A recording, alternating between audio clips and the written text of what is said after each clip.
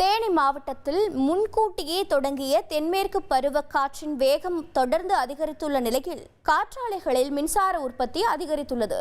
இது பற்றிய கூடுதல் தகவலோடு இணைகிறார் செய்தியாளர் பாண்டியன்.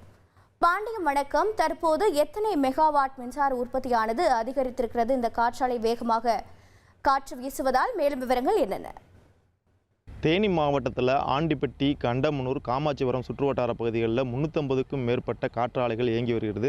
இந்த காற்றாலைகளில் தென்மேற்கு பருவக்காற்று வீச சமயத்தில் தான் மின்சார உற்பத்தி என்பது அதிகமாக இருக்கும். பொதுவாக தேனி மாவட்டத்தில் மே மாத இறுதியில் தென்மேற்கு பருவக்காற்று வீச தொடங்கும்.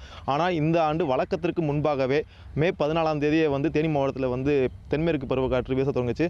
ஆரம்ப நிலையில் வினாடிக்கு 5 மீட்டர் என்ற அளவில் காற்றின் வேகம் இருந்தது.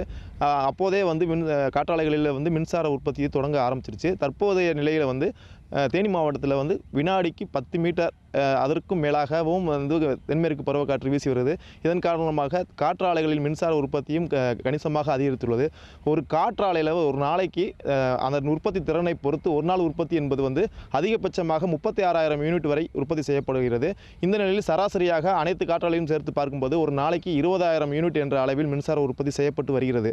இந்த நிலை என்பது இனி வரும் காலங்களில் மேலும் அதிகரிக்கும் நிலை உருவாகியுள்ளது. காரணம் என்னவென்றால் தென்மேற்கு பருவக்காற்று என்பது தற்போது தொடங்கி வரும் செப்டம்பர் மாத இறுதி வரை தொடங்கும் என்பதால் அனைத்து மாதங்களிலும் காற்றாலை மின்சார உற்பத்தி என்பது அதிகரித்து காணப்படும் என்றே காற்றாலை பணியாளர்கள் தெரிவித்திருக்கிறார்.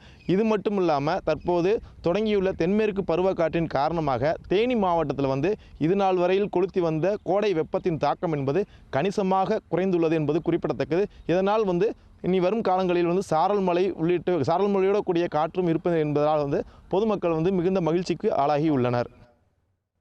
தகவல்களுக்கு நன்றி பாண்டியன்.